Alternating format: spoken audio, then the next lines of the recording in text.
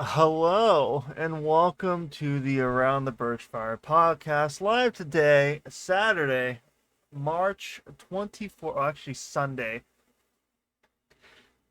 Every 2024, every other week, Sundays, and uploaded Mondays on Spotify and YouTube, starring me and Kiwi Kachi. Today, our guest is Echo, the lead developer for Warforger. Hello. Who are you? Yeah. I mean, yeah, you said it best. I'm a lead developer for Warforger, a TTRPG game I've been developing for the past year and a half with about, six other devs now? Six other primary devs with one co-lead developer with me. And it's been kind of our big project for the last while. I spent quite a lot of time on it.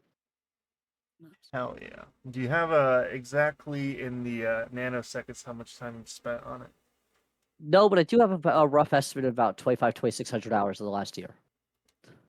Makes sense. Yeah, it's like more than a full-time job. Yeah. Yeah, it's pretty bad. I can imagine. I know when I was working on some of my shit that I was doing as a solo person, it was the way I describe it is Dwarf Fortress style, become possessed, and next thing you know, 16 hours has passed, and here's a document about a specific subset of rules. Yeah. We just released our pre-alpha today, the 24th. And it's free to download. But yeah, we're doing testing, and that's where we're going right now with Warforger. Hell yeah. I have a link that I can actually post around. Oh yeah. Yep. I could just say it, right? Am I good to say it? Indeed. 1 second. Warforger.com. Nice and easy. Yeah, Warforger.com. Uh, Downloads at the top just right of the started a website. You thing. just get right to the download. Has the rules. Pretty Has the busy character for the sheet. next hour and a half. Sorry. Yeah. Are you able to get a ride? Well, it's easy. Okay, I'm so sorry, man. I think a That's couple great. people might join from my Discord. I'm not Alrighty. really sure right now, but I'm kind of going Sorry, man. later into. See you. It's really funny that he had to pick up a call. Like, Yeah. we Right. were starting for we were starting for like Yeah, 30 I minutes.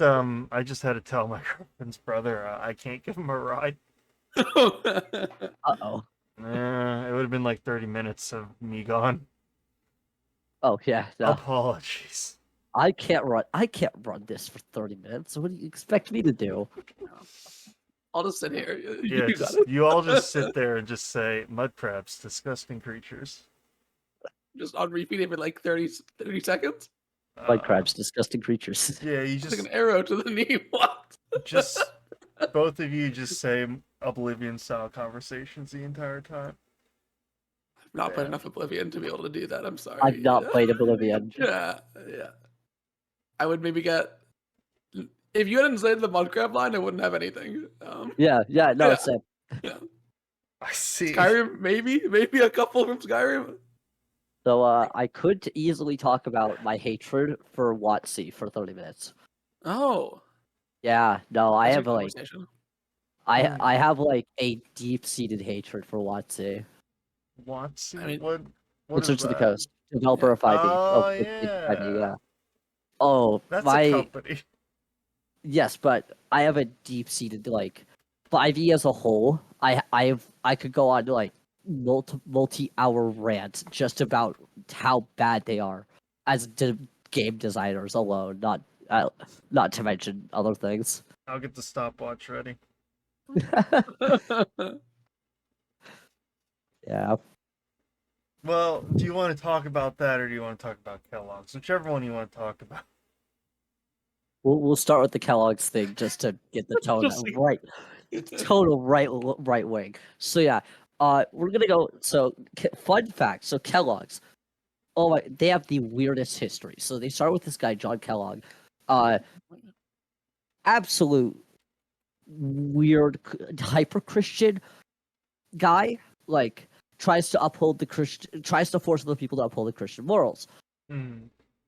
He especially did not like the idea. He was really into the idea of chastity.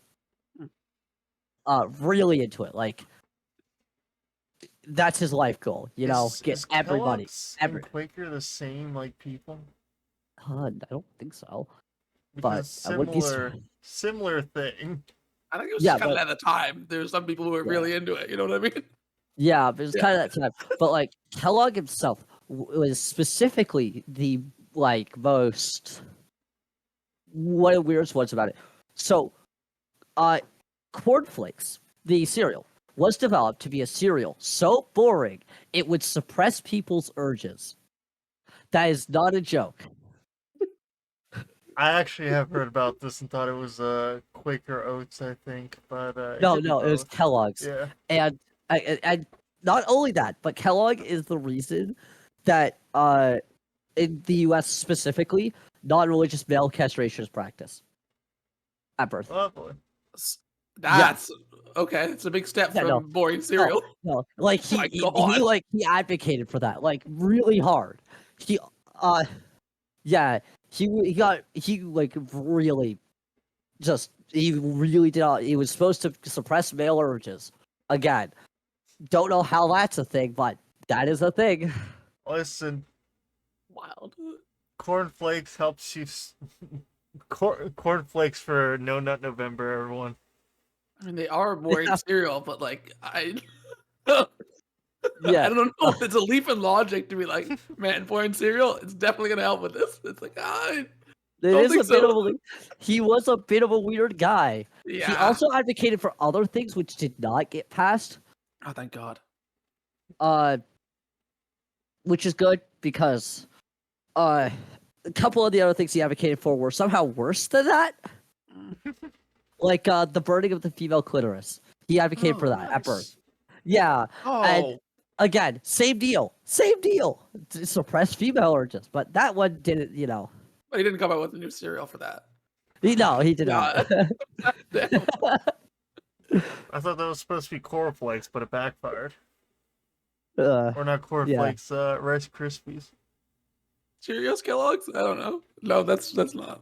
Damn. I mean, burning skin does have that distinctive snap, crackle, and pop. So God. The Kellogg CEO does say that poor families should consider cereal for dinner. Oh yeah, I saw that. That's very recent I news. like Isn't it? I like I said, not even surprising at this point with them. Like, Very on brand for Kellogg's. That's Damn. hilarious. yeah, You know what's funny? Last week Rux was on here, and it was the most tame conversation that we've had on the podcast. Really? Oh. Which is weird because if it's me and Rux on a call, it tends to be really just all over the place. yeah. No, yeah, I did ask for this, and I'm excited for it. yeah. You did ask for the history of Kellogg's, which there's some other ones with interesting histories. There's that one. There's like a one TikToker I've seen go around, which is like, I can't remember his name, but he basically imitates companies that like with horrible histories. It's like, so General Electric, what do you do? We make things spin, and then it's like they make a washing machine, but then they also make a machine gun for military airplanes. They make things spin. Man, Oh, who was? I think military I've seen a couple of these airplanes TikToks. There's one guy. It was one company that made like sewing machines. Yep, yep, Yeah. And then they ended up just making a bunch of military technology yep. out of nowhere. Or there's one that Oh is like, man, they're like, we make things clean, and it was, and they made, and not only did they make clean Pinkertons. supplies, but they made bombs. Ah, Oh, of yes. course. I mean, And then It's like meanwhile, we clean things, you know. And it's just like surfaces, windows, cities. heck yeah, man. You know what I'm really excited about? That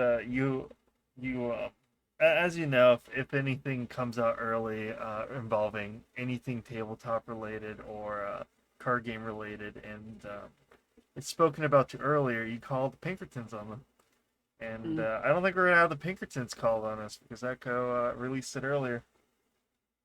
No. I don't do the whole Pinkertons thing. Unlike Wizards, God, it's still crazy to me. They accidentally shipped out a box of cards to someone who plays Magic, and they Yeah. shipped out the set early. They made the mistake, and they sent the Pinkertons to collect the box. Yeah, it's wild. I And watched the the video. It's That's like wild.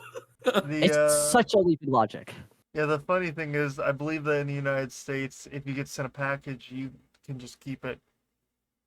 Yeah. Yeah. So that's Legally, why they that said, was his package. After that, it was his because they sent it to him. They had no right to do that technically.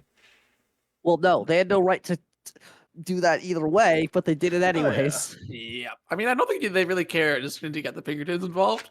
They're kind of just Yes. like, get it back, you know? If you're gonna get the Pinkertons involved, I don't think you're too concerned about the legality Oh, of it. Yeah. Wild. The video was so wholesome. The guy was so excited to get the Magic cards. He was like, he wasn't even like super knowledgeable or anything. He was just like excited to have the new cards. And it was Yeah. so wholesome. And like the next day, you're like, oh no, this poor guy. This poor guy. Oh, Is there a meat canyon on that? Let me find out. I would not be surprised with Meat Canyon's history. meat candy. What? Meat Canyon is basically an animation YouTuber who makes Yeah. like really horrifying things. Like he did one on Queso the other day. Oh. Yeah. Have you never Uh, seen a meat canyon, Kiwi? Oh, Meat Canyon. Okay. Okay. Probably also known. Um, I think he also has another channel called Pop Meats where he reviews random Yeah. foods. Papa Meat, it's just like he does a lot of random stuff and sometimes makes more animations. Yeah. Damn. I was very worried for a second, Kiwi, that you just didn't know what Meat Canyon was. yeah, no, I don't. You don't? Yeah, no, No, I I've don't. literally never, I've never seen any of these videos in my life. Holy shit. You gotta watch it after this because like those are. Oh, maybe I have. You've had to see one. Some of this Oh, art man. looks somewhat familiar. God, these are so off-putting. Just Yeah, the no. thumbnails are just horrifying. The Bugs Bunny. Okay, but the funniest thing is he made a Bugs Bunny that was like very very like not okay. Like I don't know how to describe this. I see it now. It's Very Epstein-esque, right? We'll go with that. The best way to put it. Very very Yeah. Epstein-esque in nature. In terms of, and it's like very, not Creepy. good, right? Yeah, very creepy. And it's supposed to be kind of like, Uncanny. oh, this is very disturbing. And Warner Brothers claimed the video under copyright. Now, what this means is that they are claiming that their Bugs Bunny is the one represented in the video, which is the, oh my, how can you be that stupid? Yeah. How can you, like, it's like saying, oh, well, we have this famous character, and this thing depicts him as a total creep, and it's like, we're gonna claim that because we don't want you using our character. Do you want to claim that he's that? That's our guy. Like, Yeah. whoa, no. You shouldn't be doing that. Plus, looking Yeah. at like the images, it's far enough different looking. Yeah, oh yeah. Well, no, he specifically mentions them by name, but Yeah. I feel like you want to send something slightly different. yeah, You you want don't that want to. stop. I mean, you gotta, yeah. There are enough characters here from shows and stuff that you can't say it's that character. Otherwise, you're definitely gonna get in problems. Yeah, and yeah. and they tried to claim it with Bugs Bunny, and that they learned their lesson the first time. Yeah. These are just so creepy. Yeah, no, I they're just don't know what to describe. This, I think Some the of the most ones with surreal about ears this- are like the ears are like fully part of their head. It's just like off-putting to all heck. Man. Oh god. it's so was surreal that? that you just now are learning about Meat Canyon. No, I never heard of them. Holy shit. I'm sorry. Uncultured, I know. Exactly. How dare you not know 6.9 million? I bet if I say, oh, PewDiePie, you'll know who that is. I mean, it's a little bit different. I think PewDiePie's kind of in his own realm. How many subscribers does he have? Oh, only 111 million subscribers for Yeah. PewDiePie. Sorry, I was still in Yeah. the days where he had like 10. No. No. And then there's like Mr. Beast with like so many, it's not even funny. It's fine. I was talking with a friend like the other day, and I was like, "Yeah, man, you wanna watch like a show together at some point?" And he's like, "Yeah, man." I like made a reference to it, and it's like, "Damn, I haven't watched it in a while." I'm like, "Yeah," and nobody else knew what it was, and I'm like, "Yeah, let me look it up." Oh, it was from 12 years ago. Oh, yeah. Yeah, Yeah. that would do it. And the funnier thing is that's just that's 2012. And that's like that. Yeah. How old So am I, guys? And if you know my actual age, You're at least 13. I know that. you're at least 18. I know that. Oh shit! Okay, I'm Oh gonna go shit. wild here. 20. Oh, Maybe 21. I don't know. I know at least 21 because you did a drinking stream. That's all I know. yeah, I did drink an entire bottle of wine for Valentine's Day, and did pick up lines to chat. Yeah, that Nice. was definitely an experience. I missed out. Damn.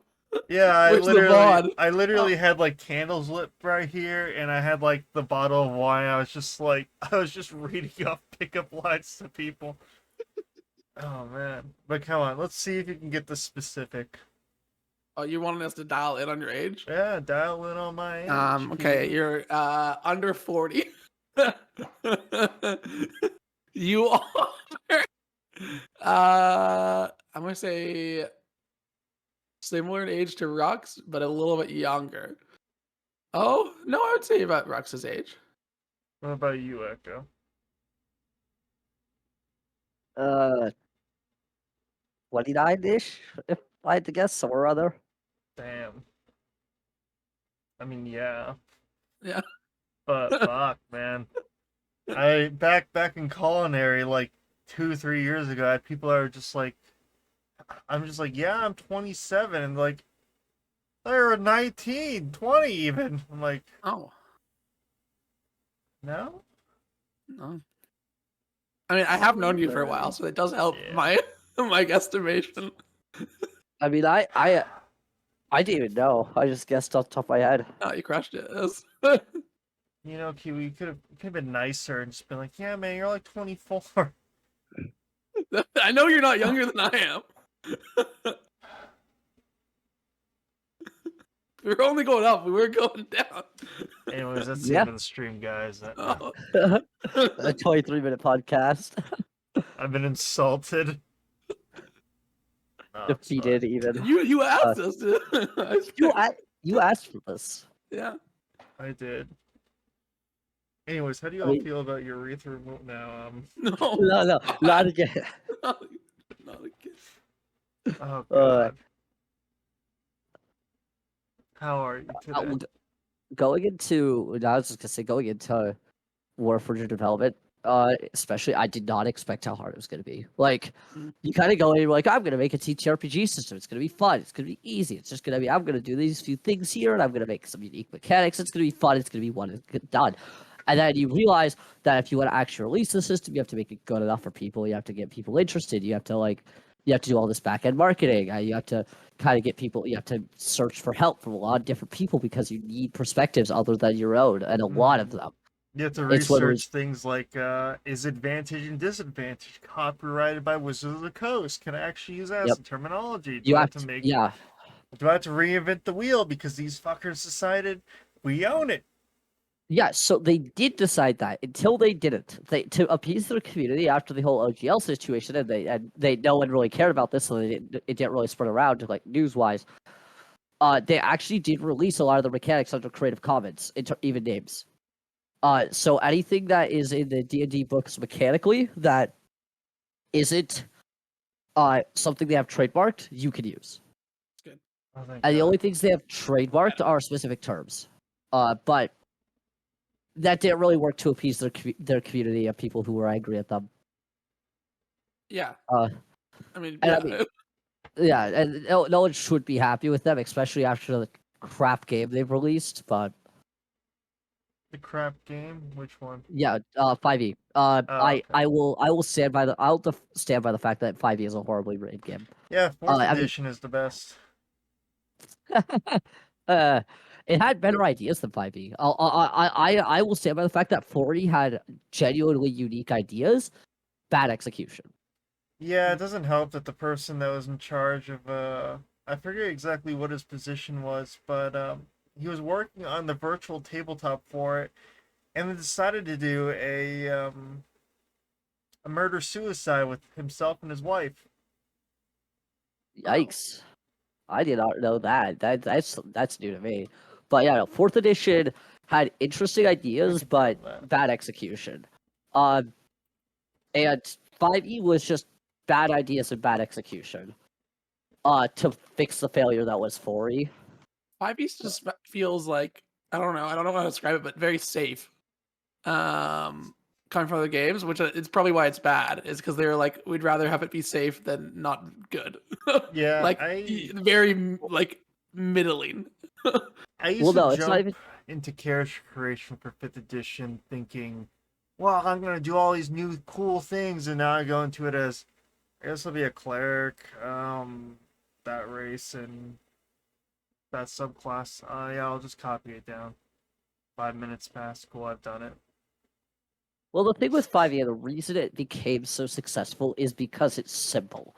Yeah. And that's just because you can teach someone 5e in 20, 30 minutes. 20, Oh, 30 easily. minutes, now they know all the rules. And then another 20, 15, 20 minutes, now they have a character. I would Uh, argue Critical Role helped a lot. yeah, that too. Like, Critical Role COVID also helped. also helped a little bit. Yep. Surprisingly. But 5e was mainly like the reason it became so successful and like the only TTRPG in the industry, as is like right now, it's like the only mainstream TTRPG. And the only reason for that is just because it's so simple to learn. Like Yeah. Pathfinder is considered one of the other more simple ones to learn in a lot of respects, and it takes like an hour and a half to learn it. We did try to go closer to that simple feeling. With Warforger, we do have some. It does take a little bit more time to learn if you're reading through the book. Obviously, you two read through a lot of the core rules, and that's about the amount of time it would take you to learn the system itself. Character creation does take a while, just because of our system's identity is in that character creation. A lot of it. Mhm. I did like the mana glands. Yeah, the mana coins. That as like a lore wise for how mana works. Uh, It's the dark lore that you can extract the mana glands of your enemies and brew them into a potion. We have actually had that question come up, and we said yes, probably. You could probably extract for brief moments of time after a creature is dead. You could probably extract mana from their mana glands, Nice. and like that's just something like it's a dark fantasy. We do a lot more dark stuff. Like we're willing to go there, you know. It's not like a lot of things are played safe. We're just willing to go right to the point. With I most wanted stuff. to ask you where the mana glands are, and then my immediate thought was mana is stored in the balls.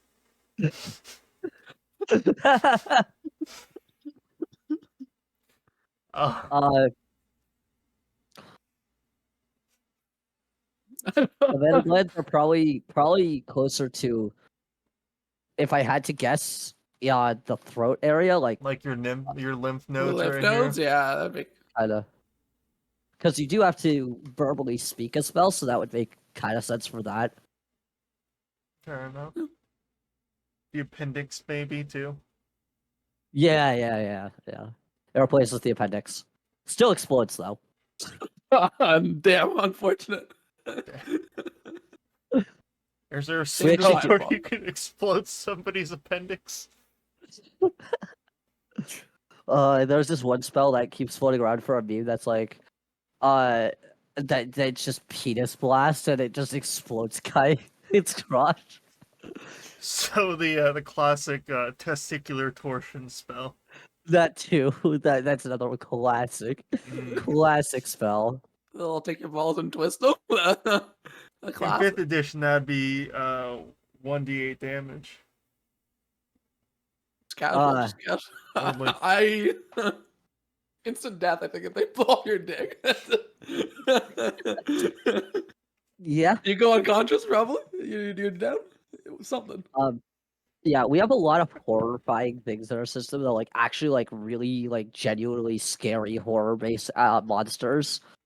One example is we have this thing called a Skrell, which is like a giant skeleton hyena.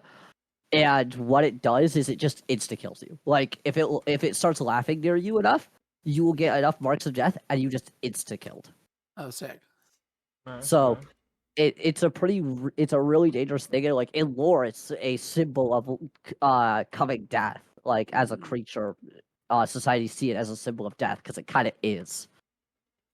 Yeah, I can see that. You can also, it makes a great mechanic of needing to deal with it before time runs out. Yeah, before it downs you immediately. Exactly. Are there many creatures that give marks of death? No, that's the only one. That's kind of Mm, its mechanic. Its main thing. That makes that's Any Yeah. spells nice. that would do that? No, just because it's a monster thing, because its abilities basically say if it's near you when you have 5 marks of death, if it walks by you, you immediately die. And the marks don't go away. So if you're fighting a Skrell and you get like 4, and then you fight another one, you could just immediately die on your first one. Does it disappear after a rest, or is it more of a Nope, permanent? it's permanent. Yeah, it's Yeah. permanent. Those marks are permanent. So if your GM wants to throw multiple Skrells at you, you could just be instantly downed and then executed. Which is kind of how we dealt with Yes. because we don't have death saves. We don't do death saves. Yeah, I saw. You get you basically get instead you get downed and then you have to be either executed or stabilized. So it's kind of a how do you want to kill the creature kind of deal. Like, oh, so you took down this goblin. How are you gonna kill it? What's the final blow? You have to deal that finishing blow. I mean, I also like the when you get down that it's not an immediate. They're just back up. Yeah. Like, there's not like a there's nothing's like okay, they're healed and they're good. You got to get healed like a couple times. Yep. to- Or Yeah. you need to stabilize them Oh, to get them stabilize, back up. Yep. You can stabilize them back up, but if you do that, you still have kind of the issue that they're at 1 health.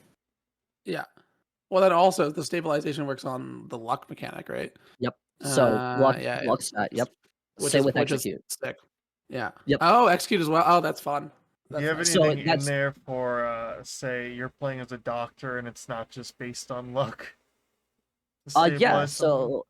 So if you heal someone 3 times, they come back up. That's 3 heal counters, and they get half the healing you gave them while they were down. Okay, then, yeah. Alright, I see. So yeah, you can bring someone up by healing, but sometimes you need to be quicker than that. And you could just heal someone and then stabilize them after you've healed them, so they get some healing. Sense. I do like Yeah, it's good. that. It makes the combat when people get down a bit more interesting. I think that's like a big one of my big gripes with Spicy. with D&D is when you get down and then you're like, no, you're back up immediately next turn. You're like, well, The Well, other this- issue is, for 5th edition at least, that healing is just, you just want to use it for if somebody's down. Yeah, There's no. and also a lot of things with 5e. The biggest gripe I have is they are a multi-million-dollar company, and they have less game designers than us and quality control. really, Yep. They had Wow. 2 game designers for 5e. 2. that is I gave them a shocking. year. Yep, 2 game designers. Holy shit. That's yeah. So I mean, having a little amount of game designers can be way more cohesiveness. But when you're giving 2 people a year, and while they do have a lot of access to funds, you just aren't gonna make a good game. Like if I didn't have my quality control team, Warforged wouldn't be in nearly the good of a state as it's in right now. And that's just the fact that they had that much money and only have 2 designers. Because I don't blame the designers for what happened with 5e. It's horrible game design, but not by their fault, by no fault of their own. The other thing is we kind of took a stance of no band-aid solutions when we were developing the game. Anytime that something would come up as a major issue, we wouldn't just add a new rule to fix that issue. We would find the rules that are currently causing the issue and change those. Because one issue will lead into a new one later on, no matter what. Even if you add a solution for one thing, it will keep causing issues. So no band-aid solutions is how we kind of decided to design this system. And you can, if you take that, it's a really good way to design a game. But you give 2 people a year, and they don't have time for that. They just make a new rule or make a new little mechanic, like the leveled spell rule that nobody remembers or stuff like that. Like, you aren't gonna have a good fleshed out system because you can have a lot of random rules that nobody remembers, or rules that you had to make for ballots that don't get that going or because they're so niche. I'm kind of curious what you mean by the leveled spell rule. Are you talking about bonus actions? Yeah, the bonus action spell rule that nobody remembers correctly. Yeah. You can only They're not- cast one leveled spell on your turn as an action, and then it's like people with bonus actions and extra and stuff like that. Oh, you're just saying. Oh yeah, okay. I was like, am I Here- misremembering this? I was like, it's only one a turn, right? Here's, it's one here's a what turn. you do. Here's some valid uses is holding your action to cast a spell and then casting a bonus action spell. That works. Yeah, but Casting an it's action spell, then action surging and casting another action spell. That works. But exactly. you can't sit there and be like, I want to cast haste and Misty Step on the same turn. Exactly. It's such Except a for in weird rule Baldur's because you Gate. could, yeah, because you can't cast like you could cast like that. You could do that, and it's a really weird niche exception for probably some sort of balance they found, like with Misty Step or something. Oh. So they decided to make that rule, and now you have a rule that nobody's going to use, nobody's going to remember. And then you have stuff like encumbrance. It's like, oh, we balanced out the games holding like AE weapons with encumbrance, so that nobody uses it because it's a horribly designed system that Yeah. wasn't really thought out. You And also then never run into it unless you are mostly with money is when you run into it. Yeah, Oh yeah, money isn't possible. There's games where it's like, oh yeah, I'm like severely over encumbered, and you're like, oh wait, it's all gold. I'm carrying Yeah. like I 100 have pounds of gold. I've had to put commas for like Roll20 and Foundry simply because then as soon as you do that, it goes, oh, it's just 10 platinum instead of 10,000 platinum.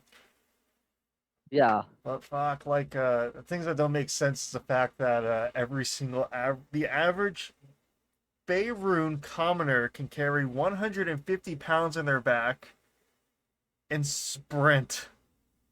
Yeah. Uh, so yeah, we have a kind of encumbrance system, but not quite that same thing.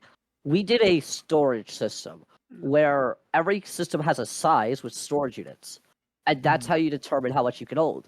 And so you have a certain amount of storage units, and that's what you can hold. If you do not have enough storage units, you just can't pick it up because it's based on volume, not weight. It's much easier to think about that way because you can think like, oh, I have this many like giant things on me. Like I have a barrel in my backpack is one of the things we put. I have a barrel in my backpack. Now I can't hold this material I found or something. That's gonna take up a large amount of your storage if you have a like barrel in your back. So That's a good way I did it.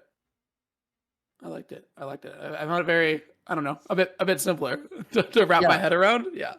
it's a lot. It's also single digit numbers. So like Oh yeah, there's no weird like, oh, this is 0.3 of a pound. You're like, oh, what? yeah, Why? we do have decimal points kind of. So we have like items like arrows, which will take up 5. It'll be Yeah. 5. Well, 5 arrows is 1 storage unit. But if you have less than that amount, it just doesn't take any Oh, that's perfect. because it rounds down. It's once you have 5 arrows, that's when it starts taking storage. Yeah. Because before that, the storage is negligible. Because if you're if you're getting into decimal points of storage, it's negligible. Weird yeah, if you got question. 3 arrows. Yeah. If I was to take all my arrows and split them up into different containers 4 at a time, would they still weigh nothing?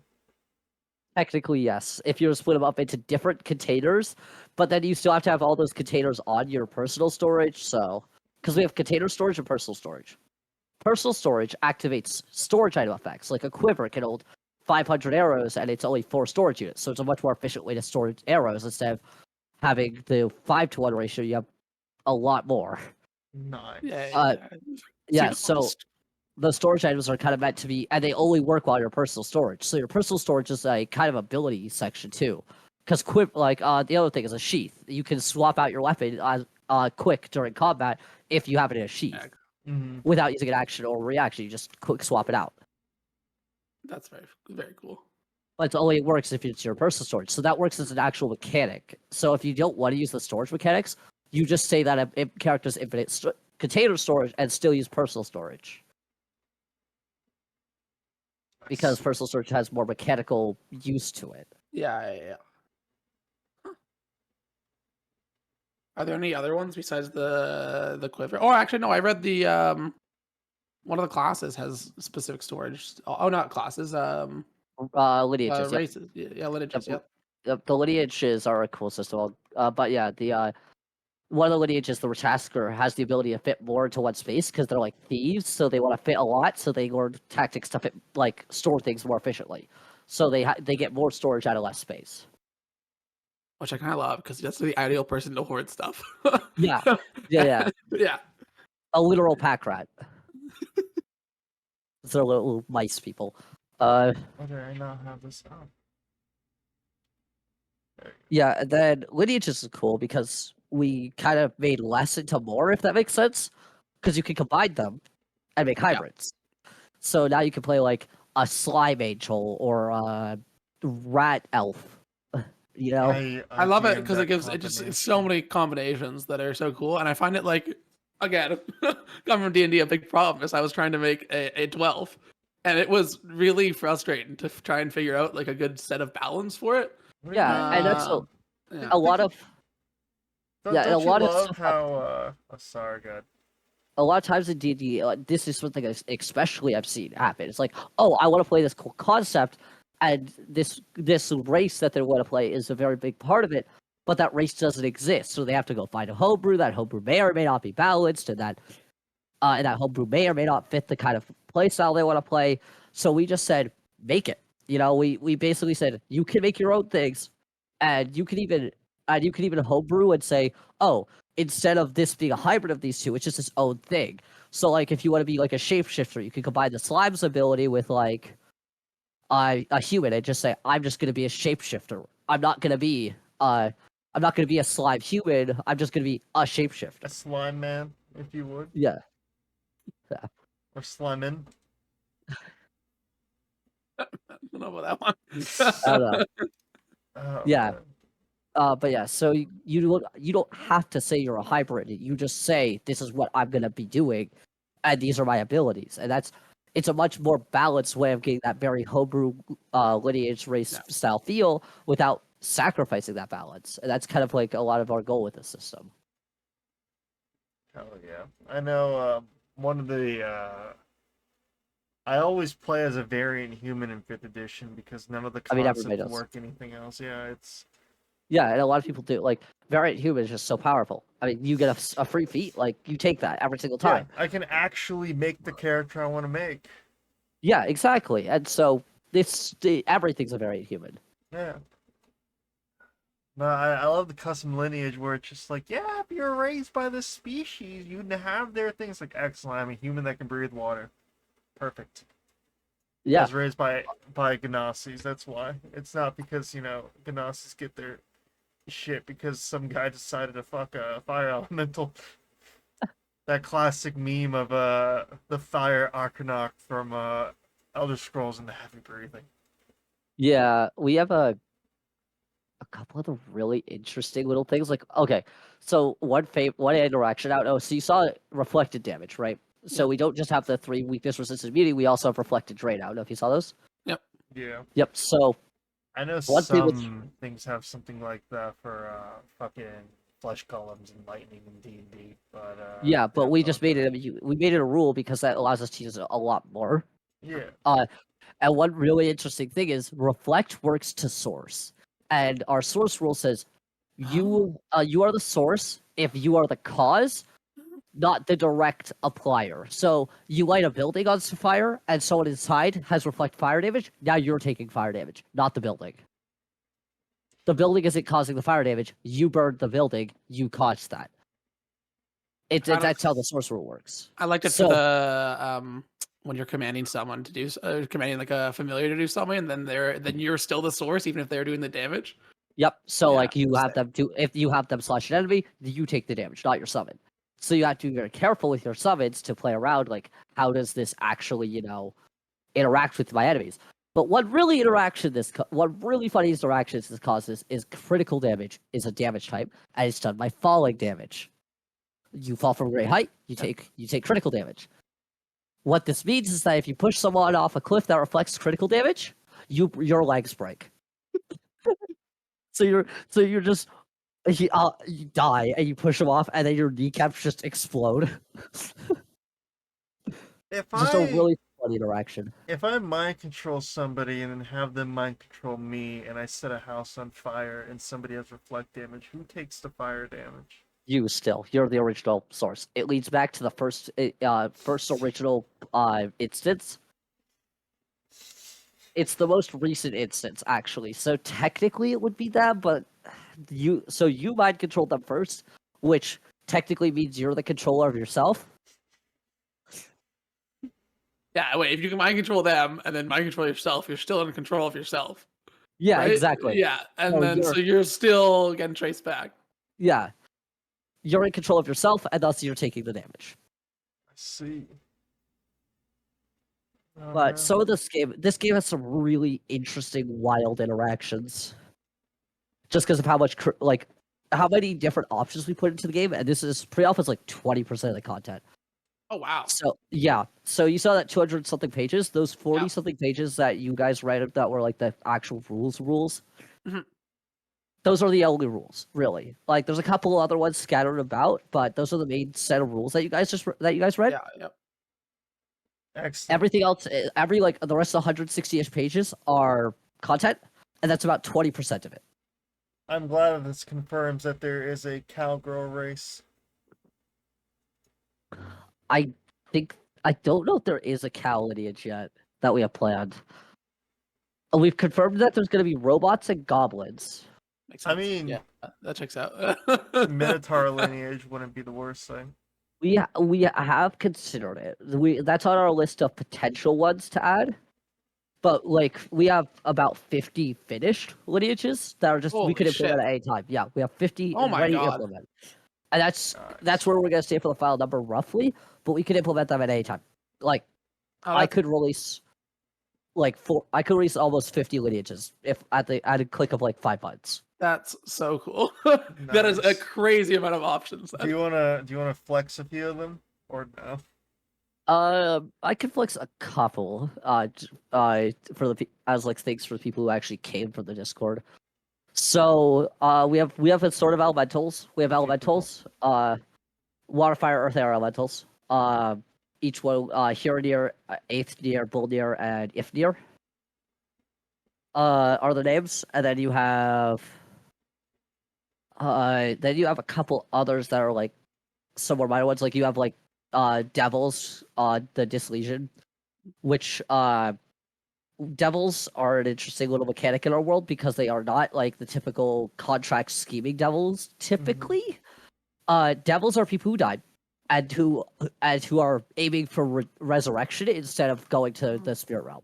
Nice. So Nice. and so to resurrect, you have to get souls, drain the power of souls equal to your own power. So if you're a really low level person when you die, like if you're a child, you could take a few animal souls, be on your way, and now you're resurrected. You're alive again. Nice. And that's how devils work. So they're more like ghosts Are than they there are. mechanics for this for the player to do that? Mechanics. In the book of lore, potentially we will add mechanics for that. Fair. But so there's also a way that you could resurrect people by essentially inceptioning someone, which is interesting. So if you inception someone by going into the dreams, Yeah. you could then travel to the spirit realm from the realm of dreams, Just like Avatar.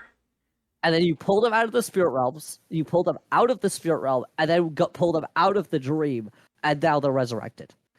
But the gods would not be too pleased with that because that's in the high plane. That is sick though. And then if you but also you have the risk of going into the nightmare realm, which is where devils which is like would take you to the fallen and stuff, which you do not want to go into the demon realm, the realm with the demons. You really do not want to go there. How have you guys Fair done realms? How have you structured them? the spear planes and whatnot. Have I just not looked up the planes? There's a long question in the thing, or a long thing in the thing. I didn't read too much of it. I Oh. was like, that's not directed at me exactly. Yeah. Do we? Give it a second.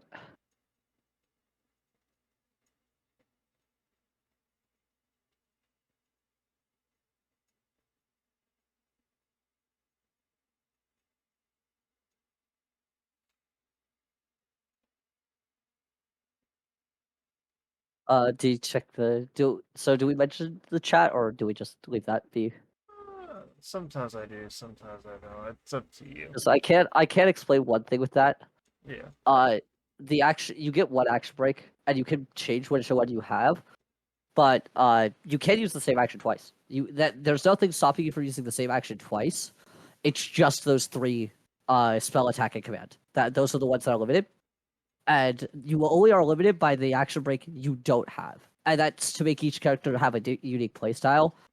Um, because having every character have every single action we found was a bit too much, and by limiting it, you're able to make each character feel more unique in playstyle. You guys read the action break and sack rule, right? I Yeah. think So yeah, so the sack rule spell attack command rule means that you just can't make two attacks in a turn. Uh, you can't cast. You can either cast a spell or command or attack, and you cannot do a mixture of them unless you have an action break that allows you to do that. Another action break is getting an extra action or an extra reaction, and so the second action is supposed to be used for if you're not using stuff for casting. Oh, okay, face cam's time. Yeah, I full screened a thing over Discord and it doesn't like it. It does that. Yeah, but that kind of idea with the action breaks was a huge balance point for spell casting and physical attacking. It makes each character a bit more diversified in how they work. If we were to just get, we could have just given, and maybe after the playtest, if it does turn out bad, we can just remove that system. And it wouldn't be too bad. But it also is a huge thing for monsters because they can get more than players do in terms of action breaks. Like they can get plus S and an A. So like they can use 3 spells or 3 2 weapon attacks or whatnot. Yeah. But action breaks being changeable was just a kind of thing for playstyle, mechanics, stuff like that. I see. Sense. Basically, it's like an extra attack, but you could also have extra spell casting kind of thing. Yeah, you do one of them, but you don't do all of them, uh, and the extra action that you have, the second action is if you are, technically we implied and originally the action breaks did exist, and they only existed because we wanted to give more players a little more freedom, but not a lot more. Originally, the second action was meant to be used for other actions in combat, like hiding or creating walls or using your actual abilities with class. So many class actions. There's a ton of abilities given by classes that give you actions that you want to use, like Exalt from Acolyte, which is like a smite. And so there's a lot of different actions that you can be taking at any given point. But yeah. Um, I think the one thing that I wish we could have released more content a little bit sometimes, like with this first one, but we could. But a lot of the issue with releasing more content right now is we needed the content we have to be play tested, Yeah. and so if we released all the content we have, like we have a lot of more content done, but if we released all that right now, we would not get a lot of the testing feedback we need for every single subclass or every single class, and so we kind of give each class one subclass to make sure that the main class is balanced, that first subclass is balanced, and that our math is right. You want everyone to be focused on one thing instead of everything. That way you can actually work on things in steps. Oh yeah, Yep. I can't imagine if you had as many options. If you got 50 lineages and you're trying to balance stuff later on, you're trying to get feedback. And it's you like, get whoa, 50 lineages, and then you get 100 like people to test it, and then you get like 30 for human, and like one or two for like a few random things, and it's just suddenly you don't have any feedback anymore. Exactly.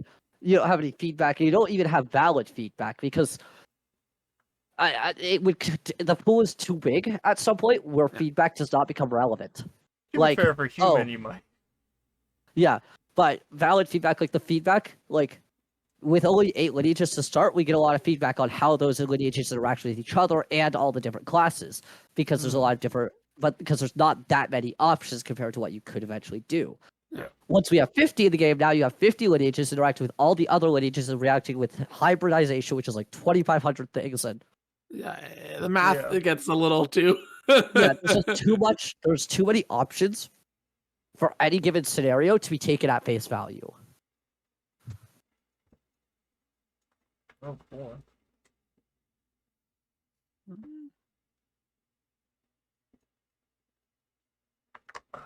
Uh,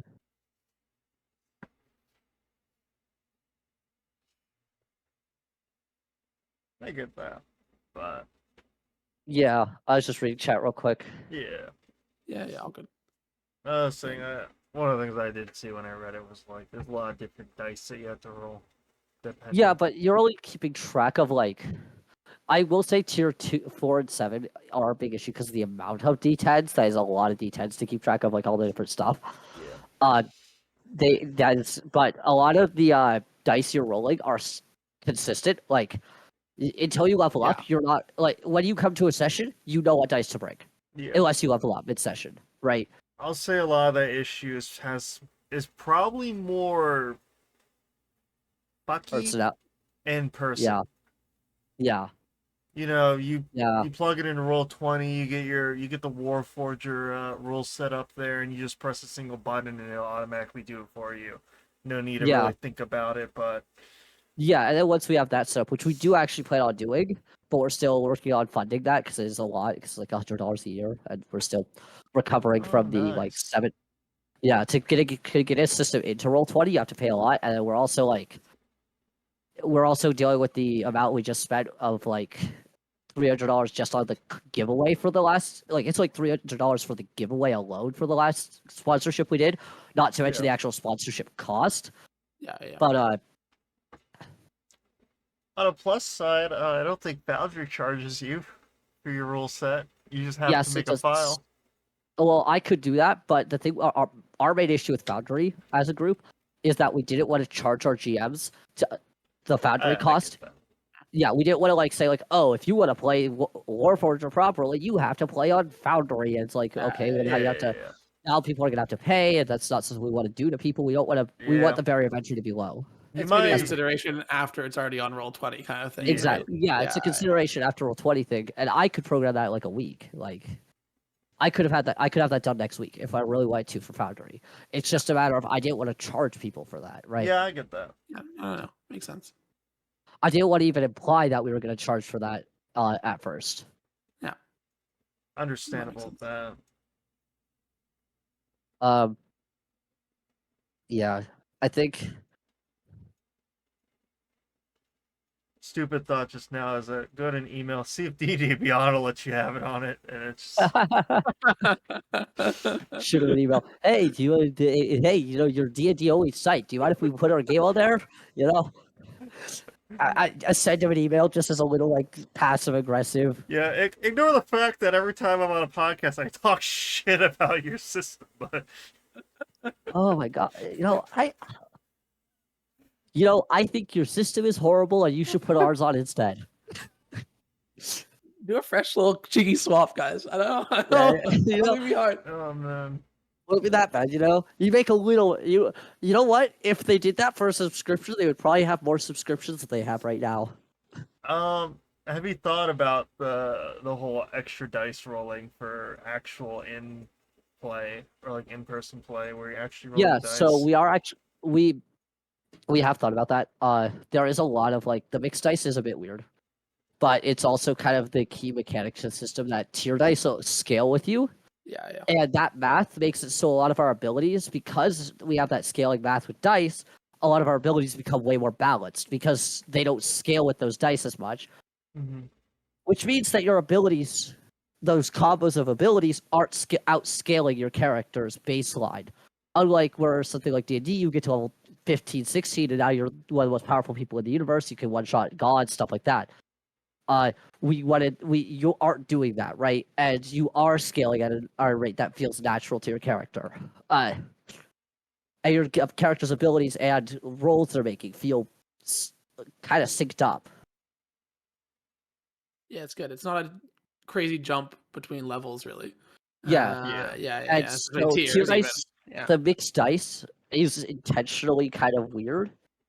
But it's I'll what have you to see. started with the system with, and it's like your core. We want this Yeah. in our system. Yeah.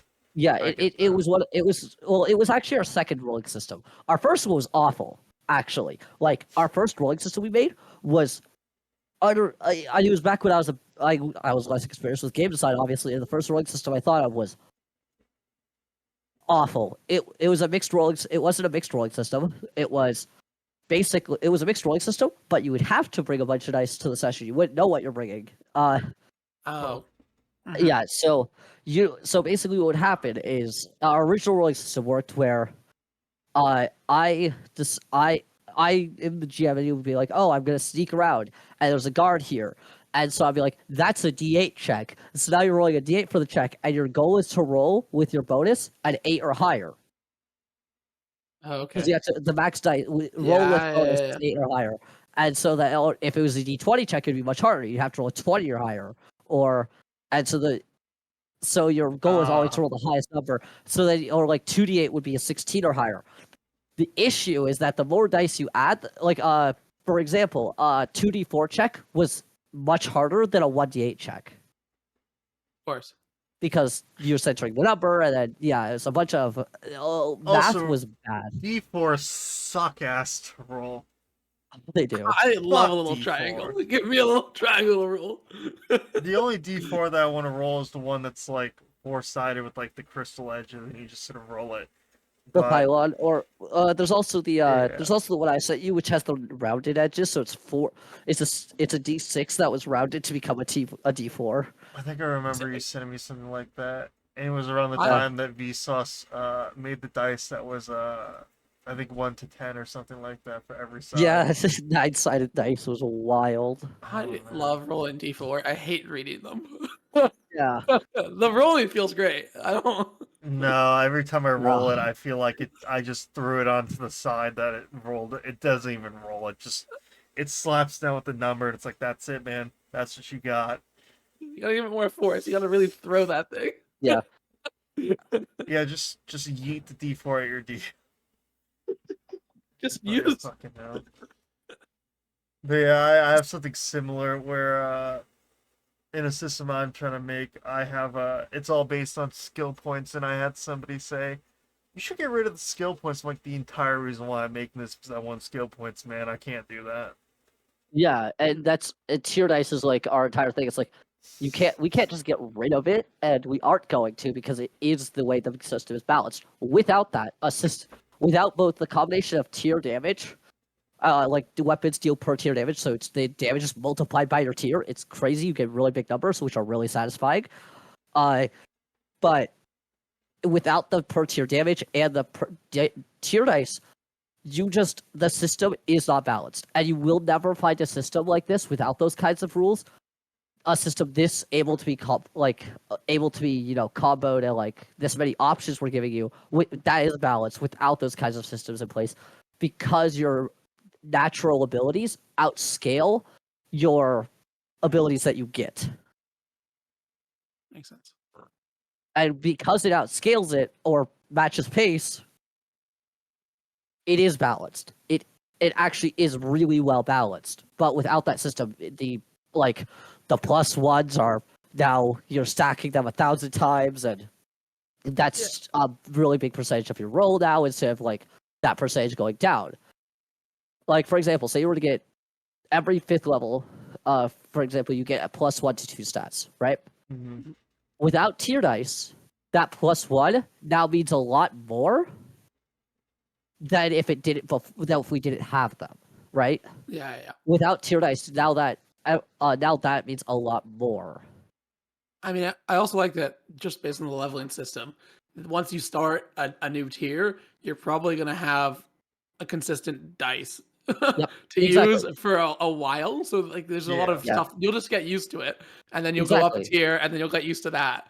And it's probably Exactly. something where it's just you just gotta get used to it, right? Also, a really Yeah. fun little result of this tier dice and tier systems is you know how in D&D, you get later levels are really good for spellcasters, early levels are really good for physical classes. Now by the later levels, then all your physical classes are feeling like garbage because they're useless. Yeah. Either Borderline way, useless. I always imagine the fighter with the 4 extra attacks missing against the Yeah. level 1 fighter. As the level 1 Yeah. fighter whittles him down, the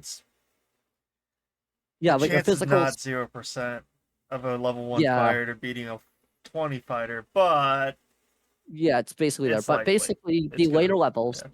the later level physicals versus casters, like casters are just completely broken No. compared to physicals. And so our tier system, it has this, yes, they are other than fighter, which is the only one that can keep up. What do you mean? Like, sure, a wizard Mathematic, can do Ranger is 20d. not good enough. yeah, Sure, no, sure, a wizard can kill an entire party, 10 parties at the same time with meteor swarm, but God. I mean, you really have to like min max to get a ranger to be yeah, and on the even same then, level as like a base fighter at high level. Like, yeah, yeah, no, you have to try. But basically, what our system does, and this is a really weird curve, where at the beginning of a tier, physicals feel more. Oh wait, my tracking's being weird. There it is. At the beginning of a tier, physicals feel slightly more powerful. Middle of a tier, they feel equal. End of a tier, casters feel slightly more powerful. Mm. And this cycle repeats for every tier. So some people are feeling stronger. Sometimes some people are feeling stronger. Other times, but generally, you're not gonna have that whole mega split. And it's only Yes. slightly stronger. Plus, you don't want your magic people feel like they're weak. If Oh yeah, we had to the buff casters like yeah. twice just to make them feel good, which is a huge draw to the system. Let me tell you that the fact that we've had to buff casters, a lot of people on board with that. Yeah. Oh man. We don't have a name like wizards, and they make our wizard the only class you can play. Counterpoint. What you know about this? The Bard of Eloquence with a 2-level dip into Wizard of Yeah, Divination. I've Don't mind my started little threatening different wizard to be my good. I've started yeah, no, threatening like my DMs with that every instead of single yeah, but also the other thing we try to avoid, and this is the reason action breaks exist, is the 2-level fighter thing, right? Every single power build takes 2 levels in fighter. oh yeah. Yeah. And if you're playing a character to play, and you're playing a character to be good, with that character, you're taking 2 levels in fighter. It doesn't matter what class you're playing, you're taking 2 levels in fighter. That's why action breaks are just a given thing to characters. You get it at level 1, and you get them permanently, and you can change them up, because people like that ability, right? Like they want the ability to mix up their actions a bit more, Yeah. or get more or whatever. But there's just not, you know, Mm-hmm. it's just like we don't want that thing where a single class feels like you have to take it because of its abilities. Yeah, that's Uh, fair. Another thing is that we also try to balance out the stats in terms of power level.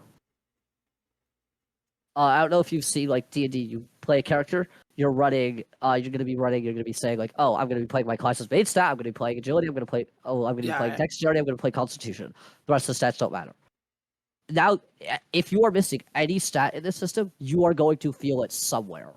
You're gonna feel it. You're gonna feel it. Like, okay, so you have to get your people up. You dumped luck stat because you don't think it's important, right? Well, now you have to get your people up. What are you gonna do? Or you're gonna have to Heal. kill it. You have to take it. Yeah, you could heal them, but that takes a lot longer. You Yeah. have to get them up immediately. You have to stabilize, and now you have to spend three actions or 3 times healing them or whatever. That's not good, right? Yeah. It makes it you want to. It makes you strive for a bit more of a balance, which is, Yeah. I think, kind of nice.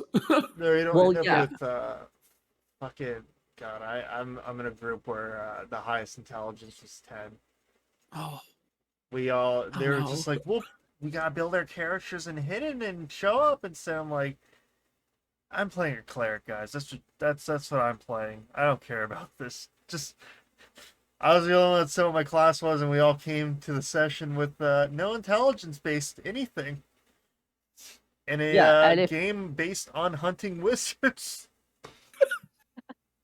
yeah, so in Warforged, if you had like low knowledge and like that, you would be running into the issue of you now have to spend your money hiring blacksmiths to craft things because you have no one to craft things for you. Yeah. Also, And they're Kiwi, like, Yep. check the chat of Discord. Discord. Oh, okay. I'm on full screen. That's fair. No. Oh. I mean, you could start uh, it now. You good to go for a little bit more, or do we need to cut it Yeah. off? Oh, yeah. Yours? No. Yeah. I don't have stuff till for another hour. Okay. Yeah. I just need a Also, little time in between. I did notice someone in chat mentioned like the optimal way to play a character is by falling off a cliff. For Not really. wizards, it's Yeah. actually based on how Amazing. many cliffs you can fall, I believe. Well, no, for our system, we have that coyote time rule, which is a reaction that allows you to take any single action. It counts as taking a reaction, but it allows you to do an action as a reaction. So you can cast a third time if you fall off a cliff, but that requires you find a way to get immunity to critical damage. Otherwise, and if you no resistance to critical damage, because if you wouldn't take fall damage like immunity or reflect or drain, you can't activate coyote time because it only works when you would take fall damage. Hmm. If you'd fall far enough to take fall damage, right? So, uh, a lot of the like, yes, you can cast extra things, but now you're using your health as your max health as a resource, something you already don't have as a mage. I And mean, in a you can't. system, Yeah. you can't consistently fall off a cliff and say like, oh well, I'll be fine because now your max health is drained and now your spirit vial is healing less, and you're just not gonna be able to do much, right? This sounds like trying to make a blood mage with extra steps. Yeah, like that's what you're doing. You're making a blood mage by breaking your kneecaps. A knee mage. I like that idea though. Yeah, and Coyote Time's a fun way to interact with the system. And I've actually done a 360 no scope build where I would throw my character into the air and shoot him with a crossbow and get a bunch of bonuses because my character was all low health and stuff. Yeah, who needs knees when you can look cool while breaking them? Nobody can make fun of you for breaking your knees if you break everyone's at the same time. Exactly. Or even better, like you said, I break my knees and I cast Dick Explosion. Testicular torsion. While my knees break, so doth thy balls. It is a cool. It's a fun way of doing it. I like it. But yeah, it's cool that even if you want to do it, you can do it, but you got to use it as a resource, which really makes it. I don't know. As you said, you can build a class. You can build something around it if you want. Yeah, and it's balanced. That's the thing. Yeah. Like, it's not that it's going to be a bad build. It's going to be a good build. It's a good way to cast spells if you need an extra spell at some time. Like for example, if you need to heal and you're a cliff and you need to get someone up, jump off the cliff. That's a good way to get someone up really quickly. You can use 2 spells, jump off a cliff, heal them for a third time, and now they're up. Can You can get someone up basically full health. Can you throw a dagger into the air and then cast it if it lands on you? No. You have to take specifically fall damage. It's when and it's supposed to be kind of a rule of cool as well, because now you have a way to like if you're getting pushed off a cliff, you can now use like a chain scythe and grapple onto an opponent and pull yourself to them, or you can use a air spell to like boost yourself, or arrow or hydra to boost yourself back onto the edge. It's supposed to be a way to save yourself from falling and allow GMs to use fall damage more freely. It lets people use, Featherfall-esque abilities, but actually do it. You can actually say, "I grab back onto the ledge," or I or I try and attack someone up there. Yeah, you can do something cool as you fall down. Yeah. Also, the other thing with Coyote Time is you have to find an edge to fall off of or create one. And by the time you've created one, now you've used an action to use an action as a reaction. It just doesn't make sense. Like, God especially damn it, I don't care if it doesn't make sense. It's funny. It's funny, for sure. I cast a spell that causes fall damage on myself to then use this as a reaction to cast it. Yeah. Oh, boy. Good job, I guess. You sure did do that. Yes. Except it's an area of effect now. The whole group does it, Yeah, including like the enemies. a really fun combo is with the gravity rune that pulls you down instantly. You have a gravity rune that pulls you down instantly. And something fun you could do with that is launch someone into the air, pull them right down, launch someone into the air, pull them right down, and with one spell, just up, down. Boop, boop, boop, boop, boop, boop, boop. And they take a Yeah. lot of fall damage off that. I'm now imagining the entire group that all have that with Coyote time, and they just next thing you know have 5 gravity wells, and you cause a singularity that destroys the world. Oh my god, you get one person to cast it on someone on your team, and then they can get 3 actions each round while you slam them into the ground. Yeah, and that's a way to do things. Give me 1 second. I have to fix my camera off. My tracking's bugging a little. I don't know if you see that. Yeah, it looks like how Discord sometimes looks while I'm doing this, but it hasn't done it, which is just like the There we go. I have Yeah.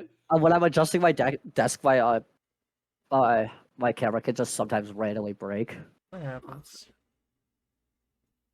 Oh man, But obviously, there's a lot of funny interactions in this system. Like, there's just so many.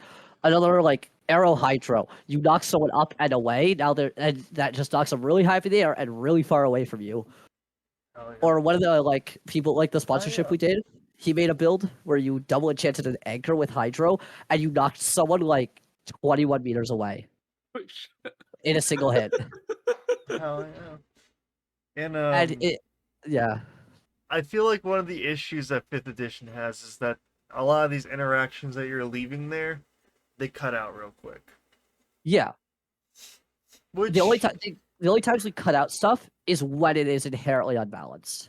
When there's when some sort of it would make it actually a problem. yeah, like for Uh, instance, giving 2nd level fighter action surge. You probably might want to cut something out like that. Yeah, that's because those interactions are inherently an issue. Yeah, they don't add anything other than everyone needs to grab it. Yeah. And another like interaction we did actually cut out was an infinite damage build, that someone made, where we had an ability which allowed you. Then we had a spell that made it so that you could move an infinite amount of distance, but at the end of your turn, you took 1 damage for every meter you moved, right? Okay. And we had another ability called Shatter Step that that you gained an action to hit someone, and it did damage equal to how far you moved this turn. So you would cause yourself to go infinite movement, and then you kick someone, they would insta die, and at the end of your turn, you would insta die. That's So that's awesome. yeah, and we removed it just because it was unbalanced for the fact that you could have someone with a low health pool do that and just insta kill someone with a massive health pool. Oh yeah, that makes sense. Yeah, and you're getting a lot of advantage out of that, but Funnily You're not- enough, that's still not the most broken thing I've ever seen in a TTRPG. exactly. It's no peasant. It's like a miniature version of the peasant railgun. You know that build? No. Well, yes, I do, but at the same time, I don't think that works properly. Oh yeah. Bruh, One of our devs but- just mentioned of another funny interaction in chat. So that coyote time reaction. So when you're downed, you can still take reactions. That's Mhm. one of the rules. You can take actions, but you can't take actions, but you can take reactions. Well, if someone has a high luck stat, and they're down, you can roll them off a cliff and they can stabilize themselves. And it's Like it. funny enough that and we don't care because it's like, well, good job. You just threw them off a cliff. I mean, You they're know- gonna take all the damage. Right? I mean, They're gonna take all the critical damage at the end, but they'll Yeah. be up, and critical damage doesn't reduce your current health. So, Yes. and in so in take- reality, that's health, but yeah. in reality, you're using your action to give it to use their luck stat instead. Yeah, exactly. In reality, that's balanced because you're doing the critical damage I to mean, them that's too. kind of incredible. It means if your Yeah. luck stat's really bad, you can just throw some off a cliff and hope they get themselves up. Yeah, That's great. Coyote type adds a lot of really funny things, and that's why we keep it. It's like, yeah, and you can only do one reaction. Technically, you could potentially do two, but you can only do one reaction while you're down because your turns are skipped. So once you've done your Oh, yeah. reaction, you don't get it back. So if you're doing your reaction before you're down, then you can't do that build. You can't do that. So there's a lot of like weird. There's a lot of stuff that like yes, technically there's a lot of funny things you could do with the system, and yes, that's going to create a lot of fun moments in campaigns. And we're not going to remove it because there's no reason to. Mhm. If it's not making the system unbalanced, let the people have fun. Have you heard of the locate city bomb from 3.5e? Not. The what? So great way. It was an entire build that you had to do, but ideally what it was that you had the spell locate city and it had a like radius of like 10 miles or something. And Yeah. then you had a feat where you could add cold damage to spells, and now it would do 1d6 damage for the 10 miles. And Echo's neck just broke. Oh, it's fixed. It's good. It's fixed, hell yeah. Wow. And then That's how funny it basically is. you grabbed another feat where it would do increased damage per 10 feet moved. And next thing you know, in a 10-mile radius, everyone was shifted 10 feet and they'd hit something and they would take the remaining damage per feet that they couldn't move, which now meant that you had everything within a 10-mile radius just fucking die. That's great. I like that. All That's a because fun of build. meta magic feats as a sorcerer. I mean, if you fell off a cliff, That's I mean, yeah, it crazy. makes sense. Yeah. That's the most broken thing I've ever seen in a tabletop game. I don't think that's. I think. I mean, there's also our pinball build, which is the funny one. Ooh. So we have a thing called an arena spell, which instead of making an area, it makes a circle area around something, Mhm. and anything that leaves the area gains the effects. Right? Oh, okay. Well, then you have Hydro, which knocks things away from the spell. So they think- enter the area, knock back into the other side, knock back into the other side, back forth, back forth, back forth, back forth. Hell yeah. And You're they frozen, just keep, by the way. You do Oh, a little yep. juggle, a little juggling. At least in my end. oh, Yeah, same here. Oh, wait, I see what happened. Yeah, give me Oh, you're 10 fine. The seconds. gunsmith silencer is too good at being a silencer. Oh yeah, Gunsmith Silencer is a really funny mechanic. There we are. There we are. It Yeah. does the but- mouse fart mechanic, doesn't it? No. So what it does is your gun cannot make sound in any way. Not just like Oh, not just like firing it, but it does not like if you slammed it into a wall, it would not make a sound. So That's great. So the silencer just does that, and basically our thought process was, well, if people are going to complain either way that our thing totally silences it, let's make it a joke so people know we know what we're saying. You know, it completely silent. So like you could stop the gun. You could like, and so one way you can stop spellcasting with it is a really funny interaction. One of the devs found is if an enemy's a spellcaster, right? Yeah. And spellcasting requires you to speak, right? So if you point the gun into their back, technically that stops them from making sound because they would be because they're interacting with the gun, and so they can't speak, so they can't cast spells because they're touching the gun, because it's completely silenced. That's pretty funny. Yeah. That's good. You guys, I just want to see someone who just has a modular firearm and just throws at people like a stealth film, but you just knock people out with it. You don't hear the sound of anything falling. You just throw a gun at their head. Yeah. No, they don't fall. They just are out. Hell yeah. Does this mean that you have to put the gun down to speak? No, we actually specifically said it does not affect the wielder because the wielder is the artificer, which is a caster. Okay, then yeah.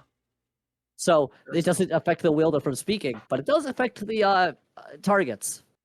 Hell yeah. Oh man, I'll Imagine having a mention- gun pointed at you, like pointed into your back and trying to scream for help, and it has a and then Oh my being told this has the silencer. It's not. Don't say anything. It's you can't say anything. Oh my Oh god. man, I have No one can physically hear you scream. Holy shit. Oh no. let's see if this is a thing your thing. So I have a friend that's trying to test out mine, and he was like trying to set up a build because I have things set up to where you can jump further and you can make a melee attack with the jump. But Yeah. essentially at max level at level 20 with all of your points into jumping, it's set up to you basically jump at about 253 miles per hour. Oh.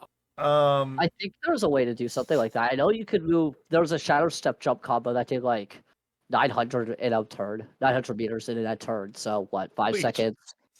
900 over 5. That's what, like Like 180 180? meters. Yeah. 180 meters a second. It became a thing where I added a little something in there where Or like 400 miles an hour. nice, breaking the sound barrier with that. Hell yeah. Yep. Yeah. That's a possibility later on in the thing that I'm working on. But I added a thing where based on how much is left of your jump speed, that's how much damage you do when you collide into somebody. Oh my. I'm gonna. I do have to do something real quick. Grab a drink of water. Yeah, Just like 30 no. seconds. Be right back. Yeah, no, no worries. Oh man, we're gonna see the model freak out for a second. My model's chilling. It's hanging out. Ah It's fine. dang. Oh, it should be fine, Unfortunately right? this is also messed up cameras. It's fine. We're hanging out. Hey, I'm in the right spot still. It's all good. Um 1 second Don't worry here. about it. So yeah, I've been making this game called Warforged. Yeah. As Oh, an no way. acronym, That's oh, crazy, God. man. There's also the thing before we change it where an enemy could use Berserker as a living shield against the Berserker's own attacks. Sorry, what? Could use Berserker as a living shield against the Berserker's own attacks. That's incredible. That sounds very complicated, though. I mean, I think that's the thing when you have like fun stuff, is you want it to be fun but relatively simple. Right? He'll Like be with the back in a silencer, it's second. like pretty easy to understand. She'll I be read the back in a thing and it's like, second. okay, this makes sense, but you don't. Oh, You want it to be fun. It's like, oh, this is great, but you don't want it to be super, super hard to like remember or to, describe. I think it's a big thing, which is good. It wasn't an ally-only ability. It was supposed to be for allies. That makes okay, yeah. I see. So it was just one of those quirky things that just did that. I always find it okay. Now I have to switch. I set it up so that I set it up so when I came back, I would automatically be switched into my place. You're good. We're fine. It's fine. It's We're fine. fine. It's fine. It's all fixed. I didn't have to do anything. Least scuffed. Yeah. Honestly, out of most of these, least go. For the camera changes, I think we're doing pretty good so far. I don't know. It's been a few that to be fair, after the first time, it's been fine. Yeah. Yeah. The first time's always, the first time you do anything, it's always tricky. Yeah. I wonder what I'm gonna get back to on the Discord because it's like what things I'm gonna come back to.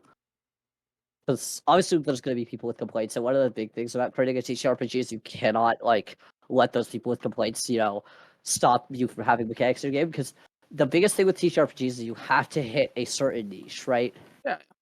There's so many Yeah. TTRPGs out there, especially indie ones, that don't succeed because they don't hit their niche and they don't actually try. They try to please too many people. You try to please everyone, you're gonna end up with 5e again, but worse. That's currently what 6E is looking like. More not generic 60. 5e. It's not 60. It's technically Sorry. D&D 2024. 1D. All right, what? It's just called 2024? No, it's what it was one D&D. Everybody told it was stupid, so they're like, no, it's D&D 2024. I mean, Oh, that so is there's gonna be a better D&D 2025 and a D&D 2026 and then a D&D 2027. I mean, I'm gonna be honest. It is a better naming scheme. Which means that they're gonna sell books every year and it's gonna become the FIFA. Oh no, of hear me out. D&D, TTRPGs. D&D September 2027. I can't wait for that one. Get a little monthly release. Now we're talking. No, let's make it hourly at this point. Fuck it. The two designers are just sitting there, bags under their eyes, just Yeah, no. D&D 2026 week 5. You know, I can't wait.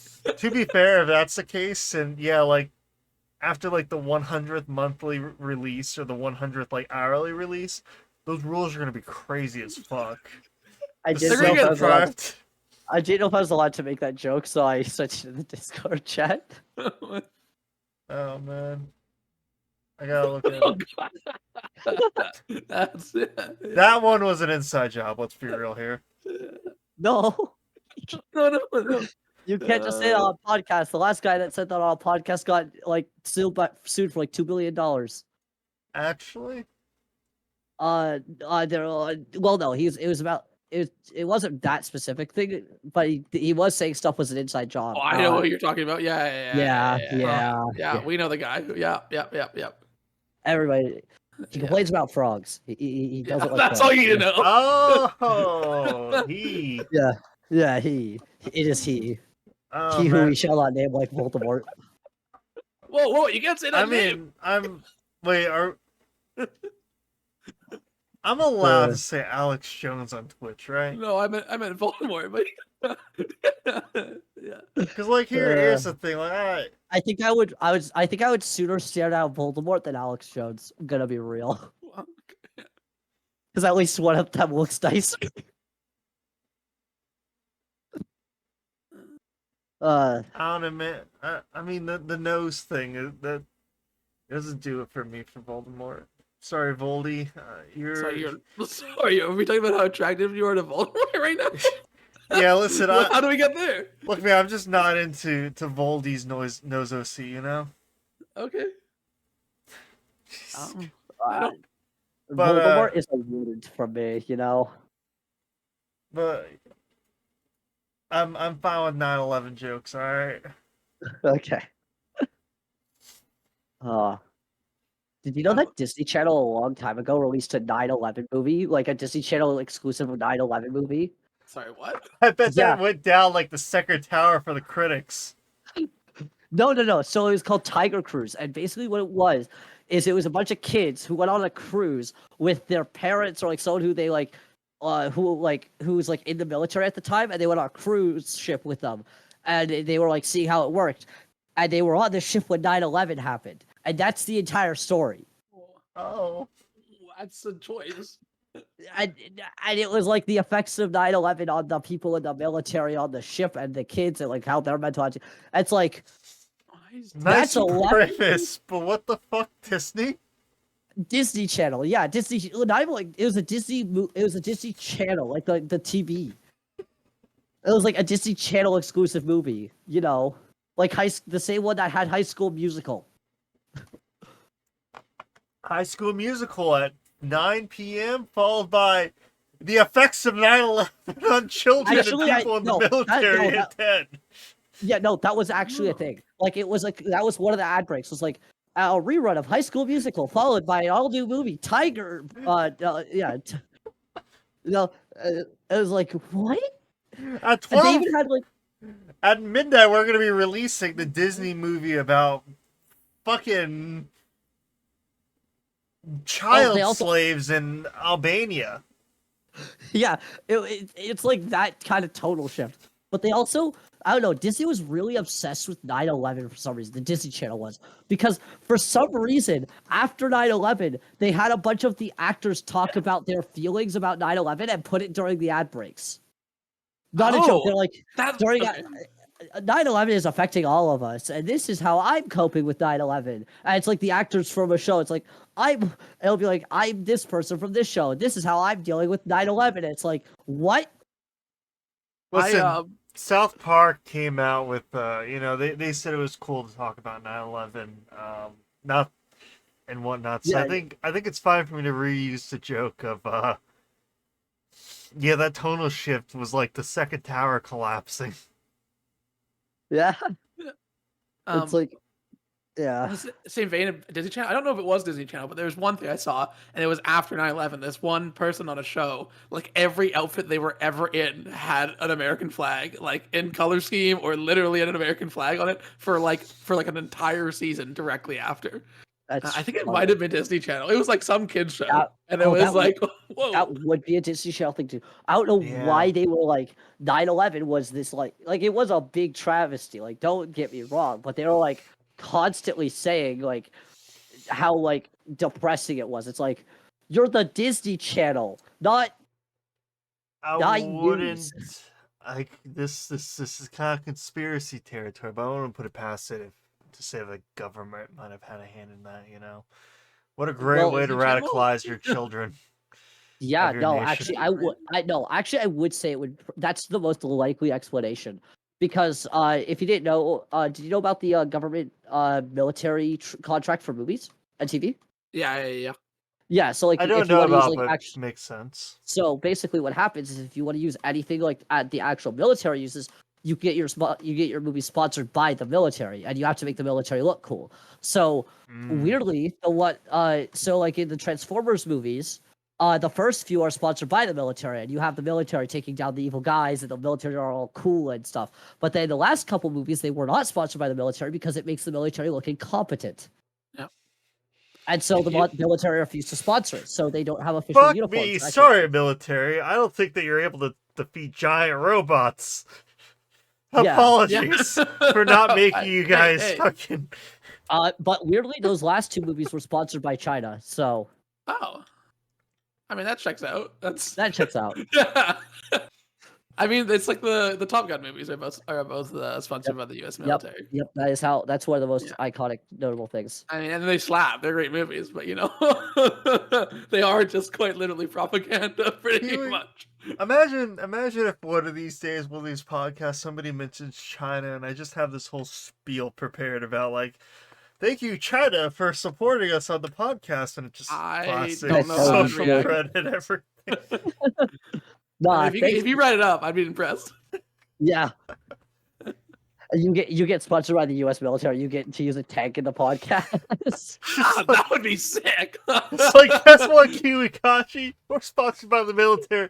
So today, hell yeah. I'm drone Today's- striking your house. Oh wait! Don't start an Hold international on. conflict, please. Hold- Please. Live on stream during the podcast, I just started a war between the United States and Canada because I get sponsored by the military and drone strike your house. Bonus points if it's fucking the other and place that today- you live in, the Australian country. What is it called again? New Zealand. The Australian country? Is that what you just said? That's That's what New Zealand was, man. That's awful. Holy. Oh, and today's special guest is the Secretary of Defense. Oh, wow, no way. Totally. That would happen. They're definitely gonna get on a podcast. The awkward moment where I get the sponsorship from China and the Wait, United I'll just- States military, and there's a literal international incident between them as I start World War IV. Sounds like a great podcast, though. That's... World War IV, by the way. As World War III is, let's just say it's happening nowadays. Yeah. Shit, Yeah. at this point, it might as well be. Yeah. But the whole TikTok ban is crazy, though. Is it gonna go through? I haven't been following it. It is probably going to go through. Oh wow. Yeah. The implications are it- major I mean, in different is- ways. yeah, I don't like the implications it sets, but I don't disagree with it I like. personally. Here's the thing. I don't like the fact that they're going to now be able to censor everything that we do, but I do like the idea of them going after Facebook and all these major companies now. But I don't like the fact that they're gonna, Yeah. we should be allowed to do whatever. Yeah, no, I you think know. the TikTok ban has the implications of like, oh, now we have this, like, now we can censor everything. Yeah. But the other side of the coin is TikTok is such a big fan base, like, it's such a big user base of Americans, and they do actually have a point when and for someone who actually has worked in like digital security and stuff like that, I've worked on IT work and stuff like that, and digital security. So it is really easy to turn that stuff into propaganda against her. No. Like all they would have to do is show like, all they'd have to do is start showing more like content of the government being stupid and bad, and like or promoting content that promotes riots and stuff like that. And now you have a ton of people ensuing a riot when everybody does it. No one would have normally done it, but because everybody else is thinking everybody else is doing it, everybody joins as a group, and that's the biggest issue. Like, they can talk about, do they have access to your Wi-Fi, do they have access to all this stuff or your face. They can talk about that all they want, but the true issue with defense here is that so many Americans are using it, and it is controlled by another country. Like, it literally, like, there is ads on TikTok for stuff to like protest against this bill being passed, and it is working a lot. And it is bad for small creators. I don't disagree with that, but all the bill is saying is that they have to move to an American-based company if they want to continue in America, and that's not inherently the worst idea. Yeah, I It mean, if has it's like days. that, it's fine. Because then all Yeah. that they have to do is set up TikTok US. Well, no, the problem is they can't just set up a company. The whole thing they're trying to do is trying to sell it to a U.S. company. Yeah, they have to because it has to fully be sell. it has to be a separate entity. Yep. Is like their whole thing, which I think is a bit much. But also, yeah. it's a I bit don't much, but also there is a reasons for it to be a thing, and Yes. there is inherently up and downsides. A interesting thing that I would have you guys seen the Apex thing that happened? No. Oh, don't play Apex right now. Oh, okay. I wasn't planning to, but Yeah, but don't like it's really bad right now from a computer standpoint, because essentially what happened is there's a live championship, right? Yeah. And 2 pro players got hacks remotely installed on their machine and activated. Holy shit.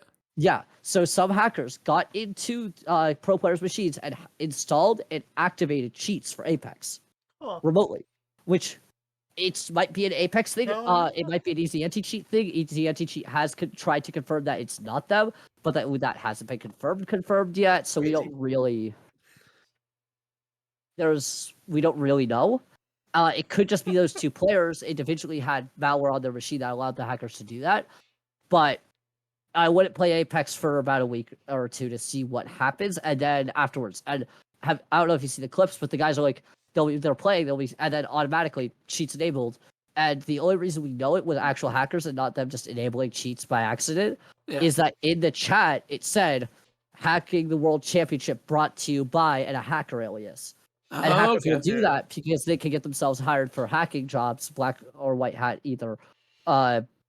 Later on, they can get themselves hired for hacking jobs and get them into that field by saying, "Look, we did this really impressive thing. Look at us, we are good."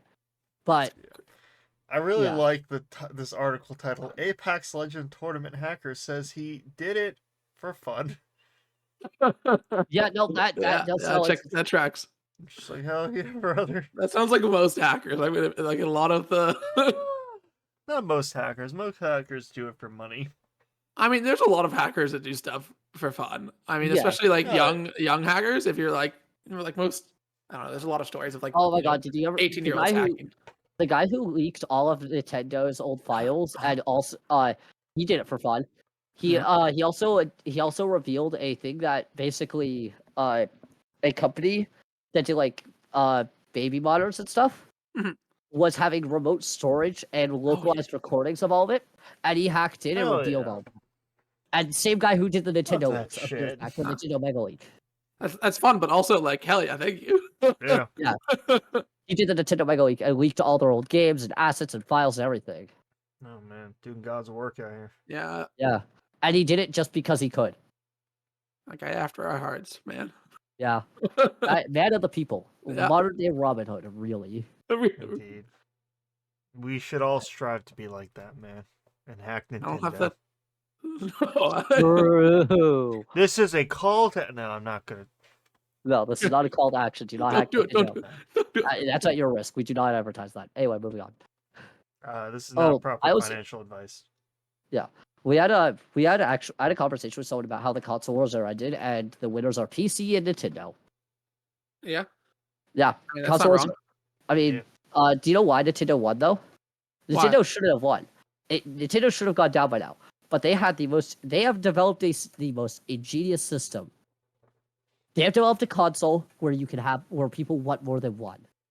Right? They have developed a console that's bad, that is cheap, bad, poor last gen hardware that everybody in a household has. Like you have parents, you have kids, right? They if they Holy buy an shit. Xbox, the kids share the Xbox. They buy a PlayStation, kids share the PlayStation. They have Yeah. multiple control stuff like that. Now you have a console out there that parents are not just buying one, but they're buying one for each kid they have, Yeah. and that's insane. Like now each kid has a Switch, and Nintendo's kind of locked out the market of child-friendly original games onto their platform. You know? Yeah. They've Yeah. really locked in originals for their stuff. Yeah, I mean, It also Yeah. helps that it's Yeah. got enough portability to where I can take it on a plane for 4 hours and it won't die. Yeah. Yep. I like the Steam Deck. I have one. I I've- personally great. have a Steam Deck. I probably really like- would have a Steam Deck if I, well, for one, had the money to buy one, but I also didn't have a Switch. But I I have also, both, but I prefer my Steam Deck. It's just better. I'm definitely somebody that doesn't like controller play so much, but the main thing that I like about the Switch, and here, let me show you an example of Oh, he's gonna this. switch. Ooh. I mean, I'm gonna be honest. I think most consoles like Xbox and PlayStation lost a lot of their market power with exclusives. Well, actually, Um, did you hear Xbox exclusives are going to PlayStation? Oh, they are. Yep, a lot of Xbox Oh. exclusives are going to PlayStation because PlayStation exclusives are going to PC, right? Yeah, yeah, yeah. But Xbox is already on PC, right? Yeah, yeah, yeah.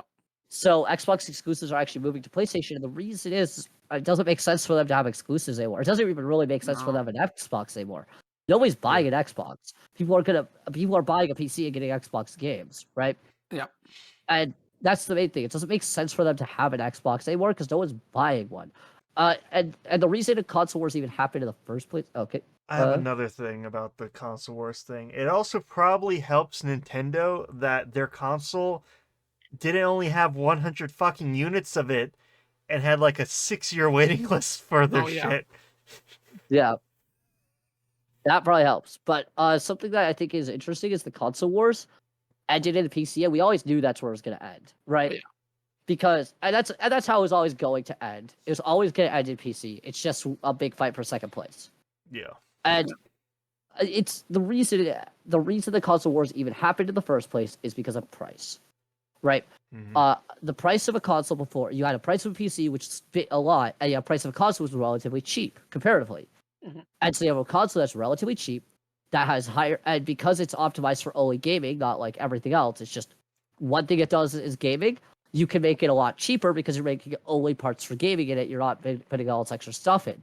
Well, now gaming PCs are to the same, our gaming laptops are to the same point where you buy a console and a gaming laptop, you're getting the exact same power for the, and you're getting a full PC out of one of them, and you're Mhm. getting extra availability. You're getting all the moddability of PC. You're getting all that stuff, and they're the same price. They're the same power, same price, same everything. Actually, laptops are more powerful for price, and so it's like it doesn't make sense to buy a console anymore. It just doesn't. You buy a Yeah. laptop, you get a 40. You can buy a laptop $800, and now you have 4090, 30 gigs of RAM, 32 gigs of RAM, and now you're just set for you're set for the next like 5 years of gaming.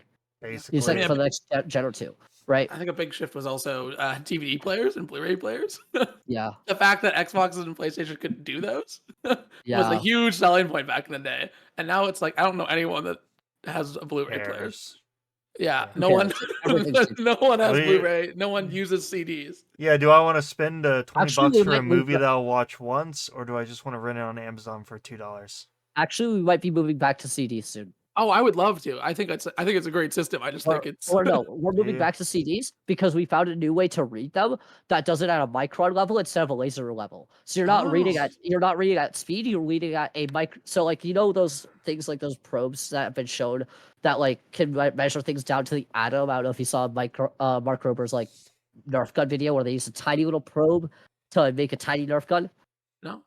But basically you can there's little probes you can do to measure things down to like such tiny amounts that it's crazy. Yeah. So what they've developed now is a kind of disc reader where they have a probe, they attach it to a CD, and it reads the actuation at a much faster speed. So you have a higher reading speed than SSD. You have a much higher storage because these things, one CD can hold somewhere in the petabytes. Holy shit. Yeah, that one CD can hold somewhere in the petabytes at that level of accuracy, and so We're gonna have hard drives again. I mean, Yeah. I'm down. I'm down. Fun. I'm down if they're storing petabytes. I'm not gonna complain. Yeah. Heck yeah. And so maybe you can actually run Arc with that kind of storage. I mean, the problem is, how do you change Nah. if it's measuring atom height? How do you change it? How do you It's a different rewrite type it? of a different type of rewriting, but Hmm. it's measuring a much smaller thickness. And we'll go back to hard drives, and look, now we're going back to hard drives, but with a much better system. And instead of laser light, we're using that like probe, and it's going to be insane because now next gen gaming, we're gonna have PCs with 5 petabytes in them instead of 5 terabytes, and that's gonna be all the storage you ever need, right? I'll Like finally be able to install half of my Steam library at once. No, I'll be able- that's come on, calm down. One Call of Duty game. That's it. That's all you get. Oh yeah, that's actually. that's the why I next said thing. maybe we'll finally be able to play Arc. Oh man. How big's I don't Ark? know. Here, Oh let me. God, 800 gigabytes. Sorry, what? 800 gigabytes. If you have Arc with all of its DLC, it's 800 gigabytes. 1 second. Holy fuck, that is way bigger than I thought. Well, and no, and that's not even Arc Ascended, which is like a new thing, which is like 200 gigabytes for the game.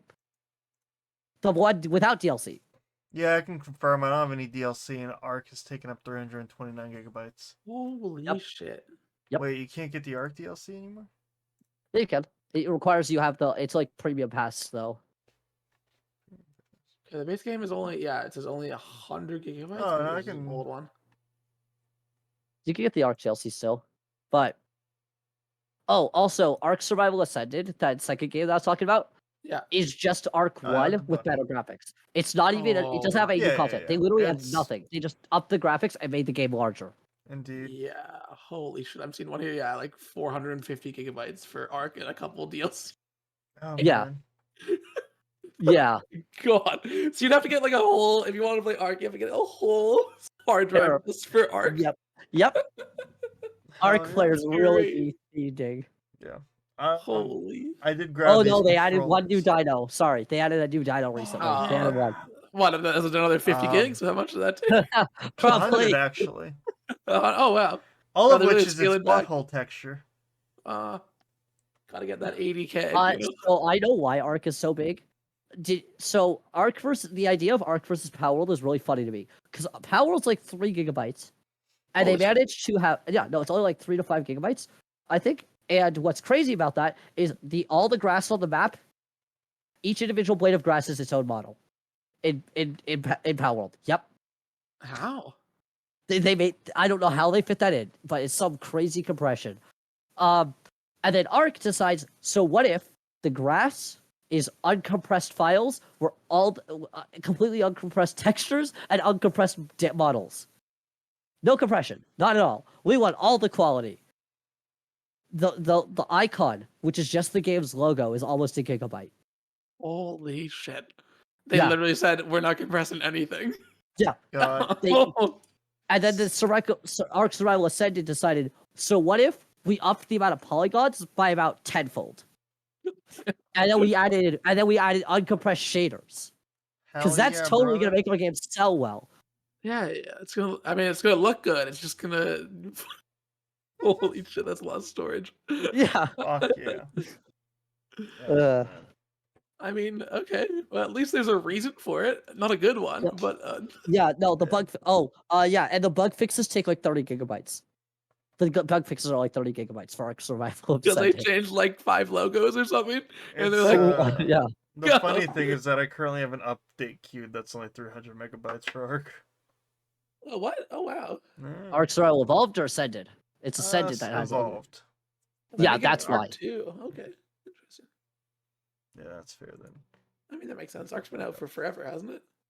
Yeah, Yeah. they've been making Arc 2. They've been making Arc 2 for the past 7 years. I mean, it's Almost like So- they've been making the next Elder Scrolls for they've been making it, but Oh, They're yeah, they're they, making no. They've been making Overwatch 2 guys. Oh yeah. Hey, that's still in development. It's there. Don't Well, worry, no, it's coming they out canceled. Oh, soon. man. No, they can't. They can't. They literally can't. Did you hear about the fact they canceled? They fully canceled all the single player missions. I mean, yeah, They they cut like the whole game, the whole reason to no, have Overwatch 2. no. They cut it. They cut down to like a little bit of content, and now they've said they're scrapping it entirely. Listen, man, Oh, hell yeah. Kotek needs his boat. Who's?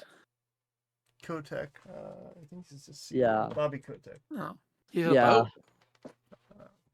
Yeah, that's he needed his like 100th boat. Oh Oh. yeah. Oh yeah. But I mean, gotta no, have an basically, armada. they asked. But one of the things that was revealed is they're like, the people running it will be like, "Oh, you made this thing today. Good job, but is it Blizzard quality?" And then scrap everything you just did and make you do it again. And it's like, what? What do you mean? And they basically do it to get people to stop doing work because they don't want to. They don't want. They have to have people on payroll, but they Yeah. don't want the projects to be done. So they just say Right. it's not up to quality. Wow, that's fucked. Yeah. Crazy. Because they don't want to have to actually deal with having a product. They Yeah, just they're- want to have people doing stuff. They're too busy drinking breast milk. What? Yeah, and alcohol, like the Yeah, God, they're the too Blizzard- busy. Too busy doing the cube crawls, picking up chicks and basically driving them to suicide. Yeah, Blizzard. yeah. That is what happened. Anyways, Uh, about the controllers that I was talking about. Oh yeah. About that, huh? I fucking hate holding controllers like this. Oh, Oh yeah. I get like Just get smaller sweats in my hands. palms and everything. But you know what I Or really do bigger. love? I like with the Switch. I love holding a controller like this, or Yeah, like really comfortable. this, You My look like you're having a great time. or like this. Yeah, when you're my issue is that when you have the joysticks, Joy-Cons, you have to you give one to your friend because you have an extra controller, so you have to use the arthritis grip on them.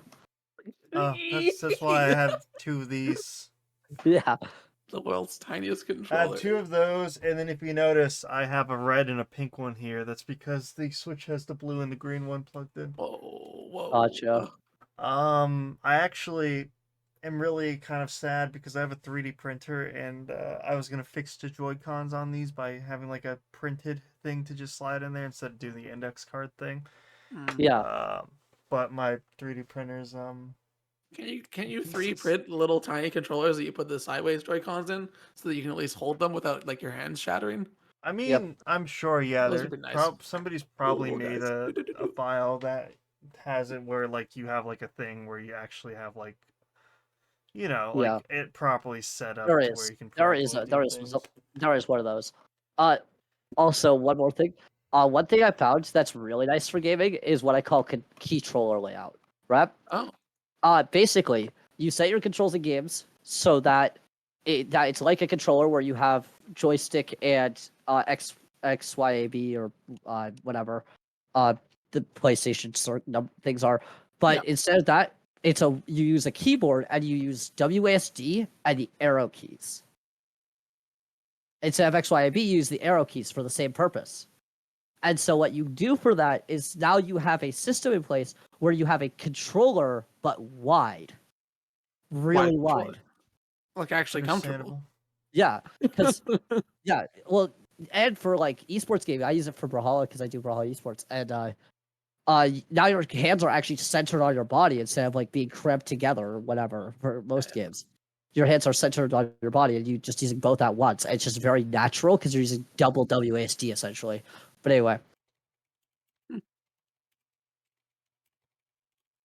haven't thought about the old double WASD. Oh, I also just like controllers, or not controllers.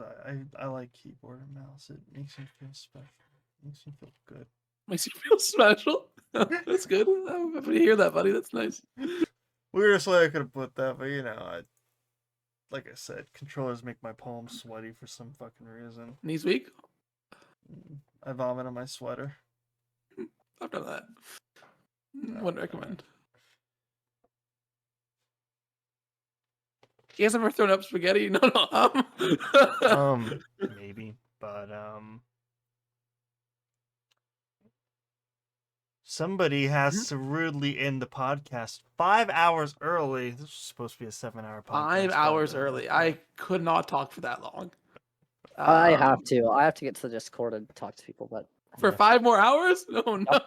I have, so I have to talk for. So I have to go to the Discord after this, Mhm. talk for like 2 to 3 hours with people Mhm. and voice chats about like stuff to answer questions, and then afterwards, uh, I have to go to the. I have to do a live stream. Dev to live stream. Oh wow.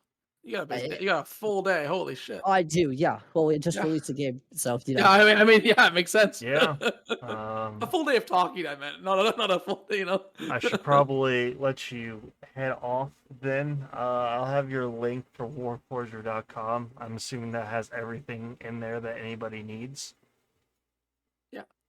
Downloads right at the top of the page. Correct? Echo? Yep. Yep. Hell yeah. Warforge.com. I'll put that in the descriptions for the Spotify upload and the YouTube upload. I'm going to hopefully have it uploaded by tomorrow. However, I sometimes have it uploaded by Tuesday. Whoa. Or the whoa, last 2 times I accidentally completely forgot to upload it until this week. Oh, I mean, hey. But I'll try to get it up quicker than later. But yeah, thanks for popping in. I'm glad that we had the perfect storm of the podcast happen to be exactly the day that you're going to release it. Yeah, no, Yeah. that was fun. Planning that in. I was gonna ask you like 4 weeks ago if you wanted to, but Kiwi's like, who the fuck is Echo? Okay. Okay. And like I've talked to your chat for like 10, 15 No, hours. And you don't Not remember. what I said. yeah, he was like, Echo? I don't hear any. And then he drank Okay. his frappuccino and put on his like Balenciaga coat and was like, I'm out. I'm not. I mean, I think we just didn't have anything to talk about. I didn't know you were making a game. Yeah, And now it's like, oh, there's a topic, that's fair. which is good. The gal literally came into my chat, was like, so I'm making a game and I'm in this guy's Discord that's also making a game and just saw you. I was like, whoa, what a coincidence. I'm also making a game, but I don't speak in that Discord ever because I have issues with talking to people more than once, every once in a while. Fair enough. Anyways, Echo goes by Echo the Mythical on various things. Warforger.com. Yep. I'm Kiwikachi. I play Fortnite every single day, basically. Yep. And I like to skip a few podcasts here and there. Every now and then, you know. And who are you? I'm Bircher. I don't know. I played Minecraft. Is that accurate? And I really love chicken chili. It's my favorite dish. Says the man whose name on Discord for me is Chicken Chili Lover 59. It's perfect. Well, I think that's it. That's it. Yeah, perfect. Who wants to be the last one to say goodbye? Oh, we have to say goodbye. Yeah. I'll go first. Farewell. There we go. Oh, Live long and prosper. I hope I got that Oh. backwards. Did I get that backwards? I hope I did. Nope. Fuck.